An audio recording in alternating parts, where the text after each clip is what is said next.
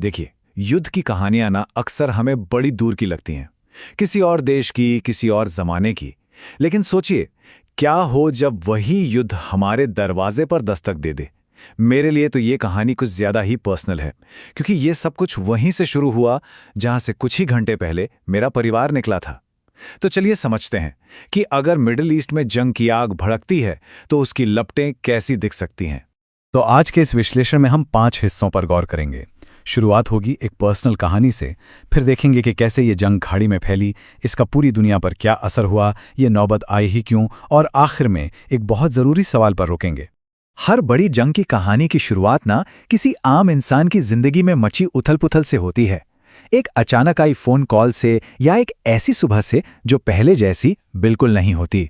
हमारी कहानी भी बिल्कुल वैसे ही शुरू होती है। कल सुबह तक मैं अपने परिवार के साथ दुबई में था। हम तड़के सुबह की फ्लाइट पकड़ने निकले और शुक्र है कि हमारी फ्लाइट वक्त पर उड़ गई।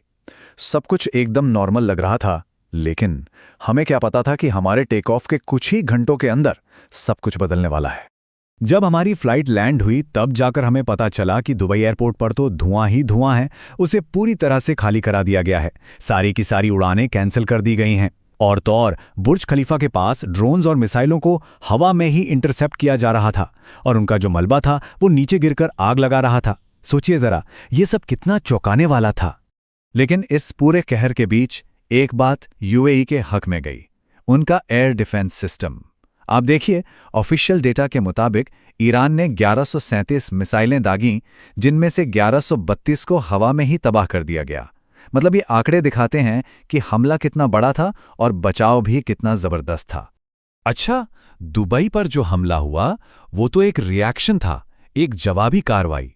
असली सवाल तो ये है कि ये सब शुरू कहां से हुआ। वो पहली चिंगारी क्या थी जिसने पूरे गल्फ रीजन को इस आग में झोंक दिया।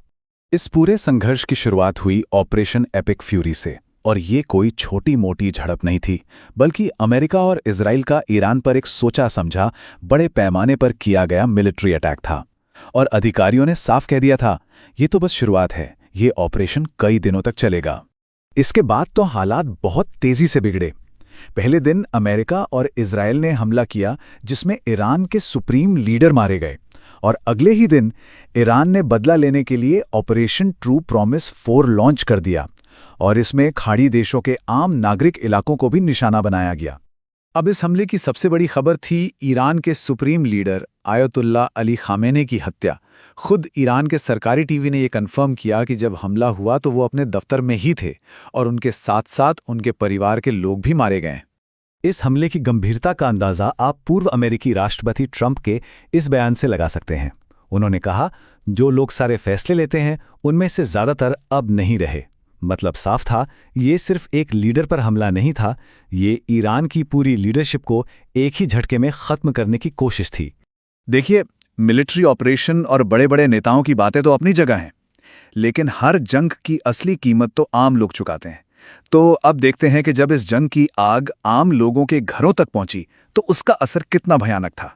और इस संघर्ष की शायद सबसे दिल दहला देने वाली खबर ये थी कि ईरान के मिनाब शहर में लड़कियों के एक प्राइमरी स्कूल को निशाना बनाया गया, और यह हमला भी दिन के वक्त हुआ जब स्कूल बच्चों से खचाखच भरा हुआ था। रिपोर्ट्स के मुताबिक इस एक हमले में कम से कम 100 बच्चों की जान चली गई।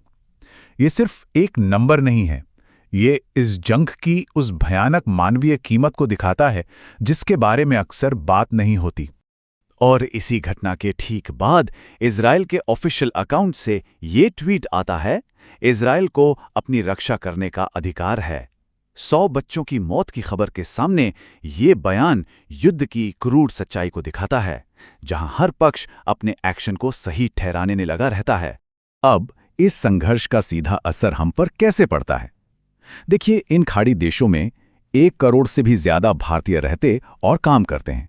जहां ये मिसाइलें गिर रही हैं, वहां हमारे अपने लोग हैं, हमारे रिश्तेदार, दोस्त और लाखों भारतीय कामगार। और अगर ईरान ने स्ट्रेट ऑफ हॉर्मुज यानी हॉर्मुज की खाड़ी को बंद कर दिया, तो ये भारत के लिए एक बुरे सपने से कम नहीं होगा।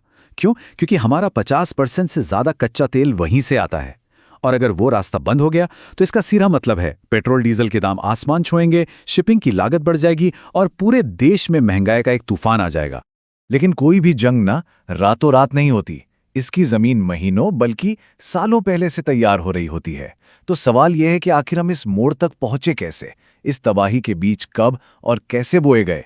दिसंबर 2025 में ईरान की इकोनॉमी पूरी तरह बैठ गई, जिसके बाद वहां बड़े बड़े प्रोटेस्ट हुए। इसके जवाब में अमेरिका ने अपना मिलिट्री जमावड़ा शुरू कर दिया।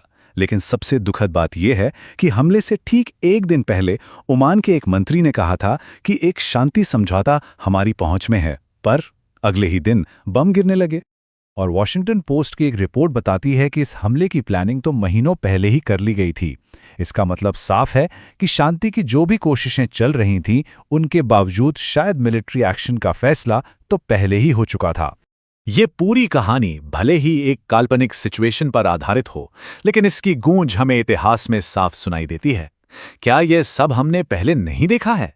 क्या इतिहास एक बार फिर खुद को दोहरा रहा है?